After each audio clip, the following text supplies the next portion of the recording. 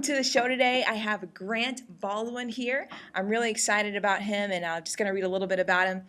Grant has always enjoyed speaking and helping other people, so much so that he actually went to Bible college and became a youth pastor. He did that for a while, but eventually felt like there was something else he wanted to be doing.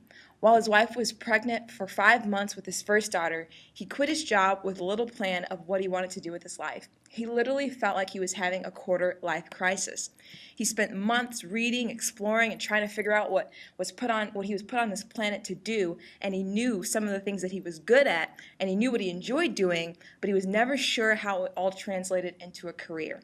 So after spending several months, he decided to start a career as a speaker. He worked hard and hustled to build his business and get booked to speak. In the last several years, he's been fortunate to speak to audiences all over the country. He's spoken at hundreds of events and has given literally thousands of presentations at conferences, assemblies, conventions, and other events. He's spoken to audiences of just a handful to arenas filled with 13,000 people. So welcome to the show, Grant Baldwin. So great to have you, sir. Erin, so good to hang out with you. Thanks for letting me be here. Of course, of course. So first of all, I just want to know a little bit more detail as far as how you got started out as a speaker. Tell me a little bit more about that, your background. Yeah, so as you mentioned, I was a youth pastor for a little while. Parts of it I liked, parts of it I didn't. I enjoyed working with students. I enjoyed speaking. And I actually, in college, I worked for a guy who was a full-time speaker. And so he was traveling around a lot, and I was kind of doing like the back-end stuff. So I was doing the logistics and kind of helping with the contracts and just kind of saw the business and saw here's a guy who's doing it, you know. Right. And so it always kind of stuck in my mind, like, I think that'd be a really, really cool gig. And so once I kind of left that position as a youth pastor, I was kind of, like you said, I was kind of in that quarter-life crisis of just going like, what do I want to be when I grow up? What do I want to do now? And so the speaking thing was definitely something that always resonated with me, something that always clicked. And I saw a couple of the guys that were speaking out there in the youth and college space, and I was like, that's it. That's the thing that I want to do. And so started reaching out to them and just started building some of those connections and contacts and starting to kind of build a network from there. So that's really cool. Yeah, I think anytime you're starting out as a speaker or anything, like being able to find some people that are doing something what you want to do and doing it in a way that you want to do it, makes it really easier just to be like, okay, so there is that option. There's this possibility of here's someone who's doing this thing that I want to do. So that's that's a little bit how I got rolling. Great. So you mentioned about your quarter-life crisis, because I know that there's a lot of people out there that have those crises, like, how do I figure out how to turn what I love to do into something else? And they're freaking out and trying to figure out how they can get out of their 9 to 5 and start doing something that they really enjoy. So I know you kind of labeled it as a quarter-life crisis, but how did you practically turn that crisis into a stepping stone into what you really wanted to do? Yeah, well, I think there's a couple things you have to do. I think sometimes it's one thing to acknowledge and recognize, like, okay, I don't hate my job, I don't love my job, but I don't know what I'd rather be doing. And you can stay on that path of mediocrity for the rest of your life. And most people, they kind of just become numb to it, you know. I've talked to some people in their 30s, and they're just kind of like, I just come to work and I don't really like it and I don't hate it, but I guess this is what you're supposed to do. That's why it's work. We're all supposed to be miserable. It's like, no, you don't have to do that. So it's really important to pay attention to those kind of naggings and those urges that you have of like, there's gotta be something more. So I tell people, you want to find something that you're passionate about, something that you're good at, something that you enjoy doing.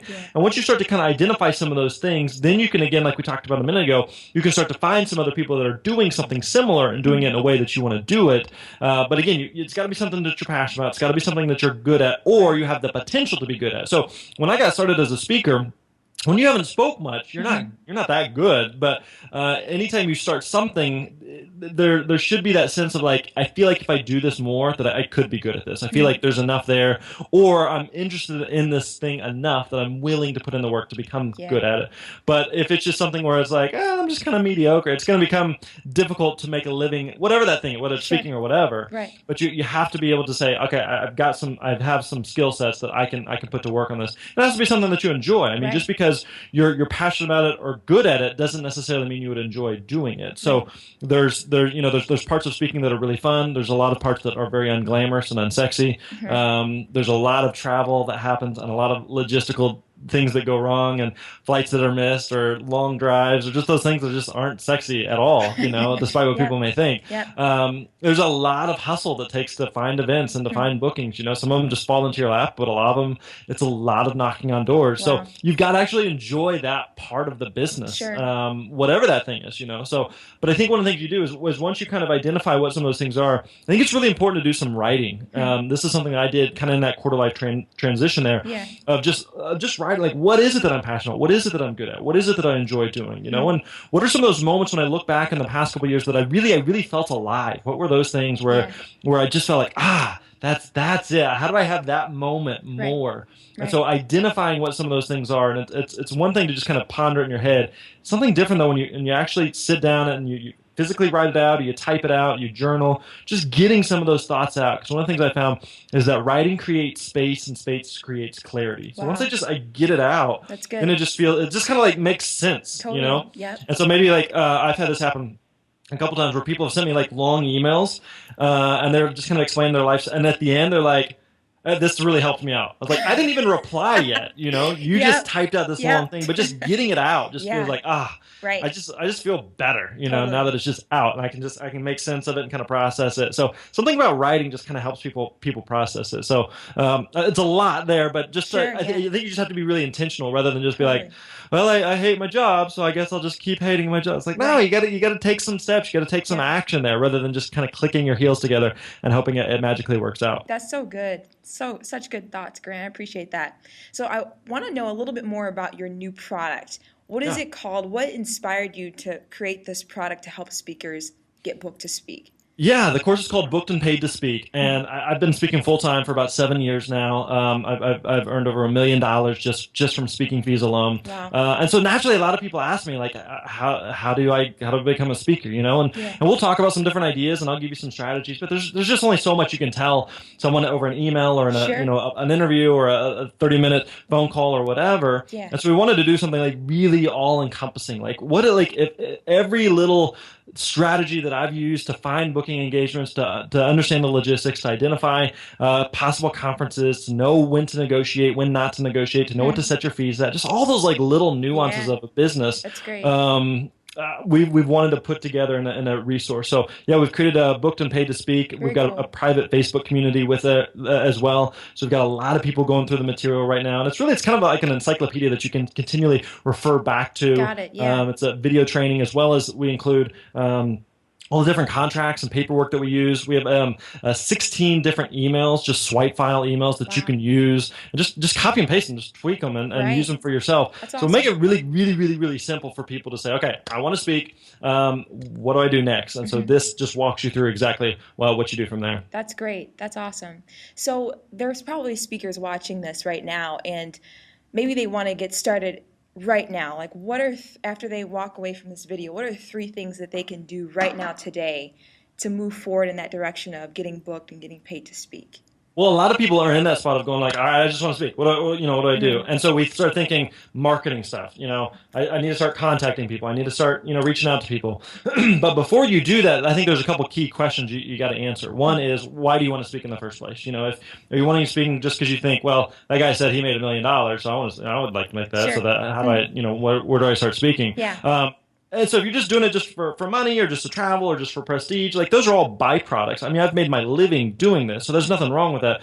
But ultimately, it's got to be something that I'm passionate about. The subject, this topic, this audience, and I have to be able to communicate to them. So make sure that know why you're doing it. And 2, I would say, who do you want to speak to? So just saying like, okay, I want to speak. Like, okay, do you want to speak to entrepreneurs? Do you want to speak to moms? Do you want to speak to cat lovers? Do you want to speak to moms of cat lovers? I mean, you can talk to a bunch of different types of audiences, know. So, if you're like, no, I really want to talk to entrepreneurs, but you're just kind of like, well, I just want to speak, and then we get you in front of an audience of cat lovers, you're like, I don't know what I'm doing here. It's like, well, because you got to know who you want to speak to, what's your best setting and environment. So for me, I really like early on. Most of what I did was high school stuff, and we do it a little bit more now. But so I knew I was great with this age, but I sucked with like elementary students. Okay. So if you put me in front of like elementary kids, like I love my own kids, but I would be a disaster doing a school assembly for someone else's. Yeah. And so you got to know those things. Right. Like who am I best with? And then the other question would be like, what do I want to talk about? So let's say you want to talk to entrepreneurs or you want to talk to moms. Like what do you want to talk to them? Because there's a million different subjects and topics that you could talk about to those types of audience. So what is it that you want to communicate? And the other thing too is if you're not only kind of that balance of what do you want to talk about, but what are people willing to book you for? So just because you're like, hey, I want to talk about this thing, doesn't mean anybody's going to pay you for it. But if you know, like, I want to talk to this audience, and I know that I want to talk about this, but they people get booked to talk on this, then how do I kind of blend those worlds? So that I'm not the broke starving speaker. So being able to identify some of those things. So I think it's just really important to have some of those foundational things in your mind of like, if you just say, hey, I'll speak to anybody on any topic, then that tells me you suck at all of them. Like you got to be like really clear on. No, this is what I want. And well, like when you're starting, you may try a couple different things of, okay, I'm going to try speaking to moms. I'm going to try speaking to entrepreneurs. I'm going to try speaking to, like, you're trying a few different things just to figure out where you fit best. But at some point you got to say, no, this is who I can speak to. And this is what I talk about. Very good. So I'm sure you probably have even speakers that maybe do have that foundation laid. Maybe they do know, what they're good at, who their target audience is, who they're speaking to, and all of that, but they don't know how to take that next step. Okay, now I've got the foundation laid, but how do I actually book the gig and get money in exchange for that? How do you encourage people like that? Yep. Two things that you want to have in place, two marketing things. Is you got to have a website and you got to have a demo video. And I know that is your specialty. So come to Erin if you need a demo video. She's your gal. Way to plug it in, Grant. You gotta have it because like there's so many speakers who just like, all right, I got my website up. And I was like, yeah, but I need to see the product. It's like my sister's a graphic designer and she's insanely good. But if you came to her site and she's writing about, it's all just text about her telling you how good of a graphic designer she is, but you don't get to see anything. You're like, I don't know, maybe you're good, but I don't, I need to see it. Same with speakers. You need to see the video. And it doesn't have to be this, amazing grand video with all this bells and whistles. Like you start with what you have, you work with what you have. My first demo video was horrendous.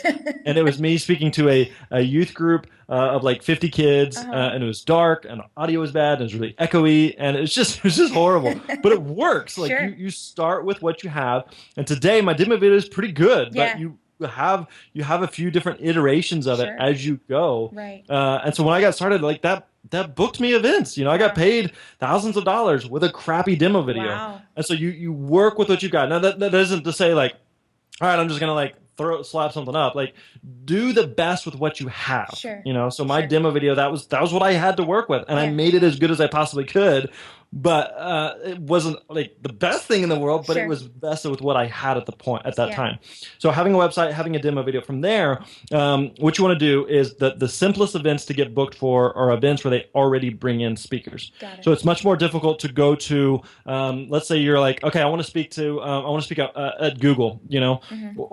Like how do you even begin to find decision makers for Google? You can't just email like help@google.com and hope that hey, I want to speak there. What do I do now? So you got to find actual conferences and events. So let's say you want to speak to cat lovers. Okay, we're just going to go with the cat lover thing. So one of the first things I would do is I'd start looking for cat enthusiast conferences. So I'd look up cat conference. These are things I would literally Google. Cat conference, cat enthusiast conference, cat, I don't know, whatever, like whatever the terms are related to that, like conference. Like whatever that space is, whatever that thing is that you are interested in, like just Google those things, and you're looking for existing conferences. Another little hack that I use a lot is not only do I look for those, that'll typically pull up like big conferences, like national conferences.